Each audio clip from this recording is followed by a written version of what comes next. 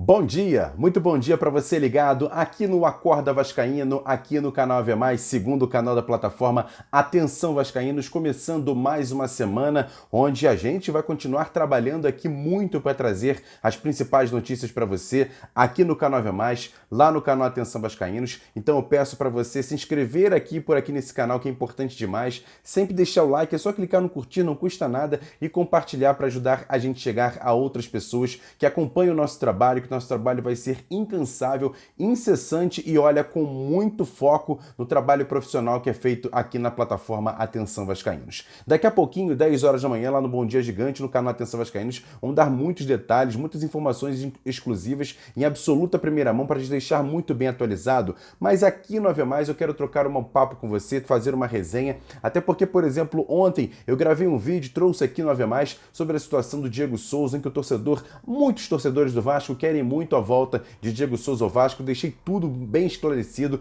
em relação à atual situação desse jogador, se ele vai vir ou não para o Vasco. É uma situação até um pouco complexa, até porque ele tem contrato com o Grêmio até o final desse ano, o Grêmio vai fazer uma proposta para ele ficar, e aí depende do próprio jogador. Hoje falar alguma coisa em relação ao futuro dele, tudo depende do próprio Diego Souza, que é dono dos seus direitos, então vai saber se ele vai querer ficar ou não no Grêmio, ou então aceitar uma possível proposta de outro clube, mas o Vasco precisa apresentar essa situação.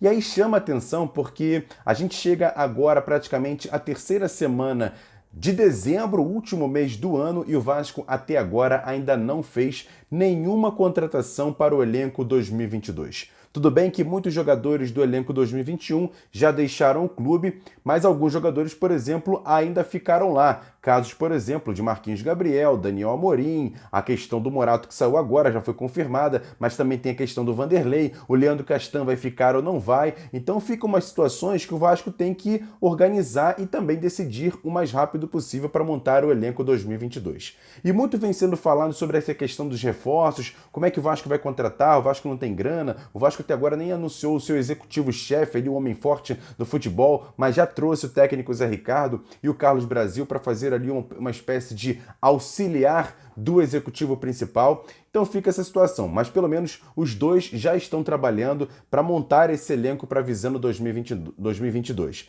E aí fica a pergunta, quantos jogadores o Vasco vai trazer? Olha, eu fiz uma lista aqui de pelo menos, o Vasco tem que fazer de 15 a 16 contratações no mínimo para tentar fazer um elenco pelo menos no início de temporada para dar algum tipo de resposta ao torcedor. E aí são muitos jogadores. Por exemplo, eu estou falando eu, Emerson, com minha sugestão e eu quero saber depois a opinião de você que está aí do outro lado.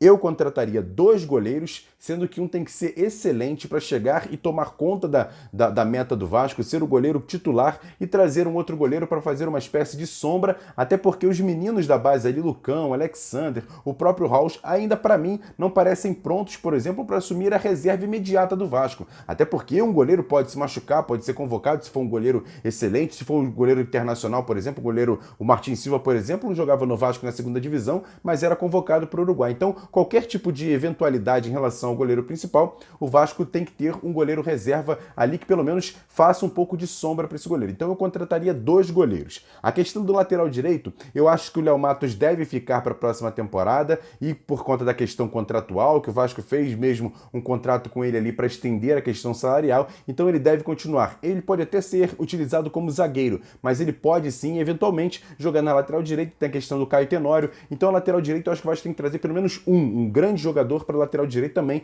para ser titular da equipe. 2 a 3 zagueiros. Eu contrataria até 3 zagueiros. O Leandro Castan provavelmente não vai ficar. O Ricardo Graça pode ser negociado. A gente já trouxe essa informação. Tem ali o Ulisses. O Miranda, por exemplo, a gente não sabe quando que ele vai poder voltar a jogar. Então o Vasco vai ter que contratar pelo menos 3 zagueiros para 2 serem titulares. E a gente saber ali quem vai ser pelo menos um reserva eventual e reserva imediato. Tem outros jogadores da base subindo, mas hoje o Vasco precisa contratar pelo menos 3 zagueiros. Na lateral esquerda também, precisa contratar pelo menos um lateral esquerdo. Acho que pelo menos, porque é o seguinte, tem o Riquelme, que até foi titular nas últimas partidas, mas não é um jogador, para mim, que tem que ser titular absoluto. Acho que o Vasco tem que trazer um lateral esquerdo para ser o titular e o Riquelme, se estiver bem fisicamente e bem tecnicamente, e aí ele tome a vaga, ele não ganha a vaga. O Riquelme precisa de uma competitividade dentro do elenco para ele ficar ainda melhor. A gente sabe que ele tem potencial, mas o Vasco precisa trazer um lateral esquerdo para ser titular. E se o Riquelme tiver melhor do que esse jogador, aí sim ele assume a posição de titular. Mas o Vasco precisa contratar pelo menos um lateral esquerdo. Eu tô falando contratações agora, logo de imediato aqui para começar o ano de 2022. No meio-campo, 2 a 3 volantes, não tem jeito. O Vasco precisa contratar um volante pegador, um camisa 5, um outro jogador ali para tomar a conta da cabeça de área, como se fosse um camisa 8, e até, se possível, trazer mais um jogador ali pegador. Seria importante, porque o Vasco não tem no elenco 2 jogadores, por exemplo, de força física, de marcação. O Vasco não tem no elenco atual, então o Vasco precisa contratar pelo menos 3 volantes para a próxima temporada. 2 meias, não tem jeito. Marquinhos Gabriel pode ficar, tem a questão do Nenê. Então, assim, eu acho que o Vasco tem que trazer pelo menos 2 meias ali para ajudar, até porque o Sarrafiori vai continuar, mas a gente não sabe quando é que ele volta, até por conta da contusão que ele teve, a gente não sabe quando é que ele vai voltar. Então, o Vasco precisa pelo menos contratar 1 a 2 meias ali para poder fazer revezar com o Nenê, jogar ao lado do Nenê eventualmente. Então, precisa desses 2 jogadores. Na questão do ataque, eu acho que o Vasco tem que trazer pelo menos 4 atacantes.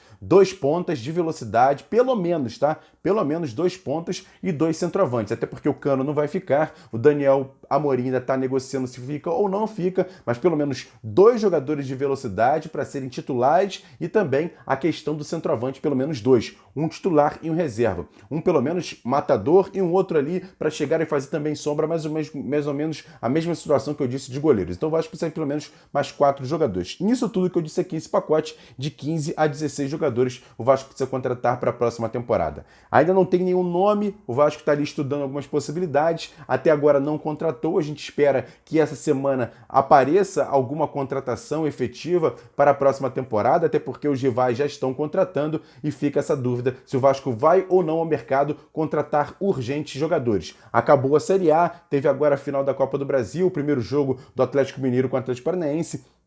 Se vão vir jogadores de alguns clubes mais famosos, jogadores que não estão sendo muito aproveitados, a gente fica nessa expectativa. O Vasco precisa contratar mesmo logo o executivo principal para poder já ir ao mercado e contratar jogadores, porque o torcedor começando a ficar ainda mais impaciente.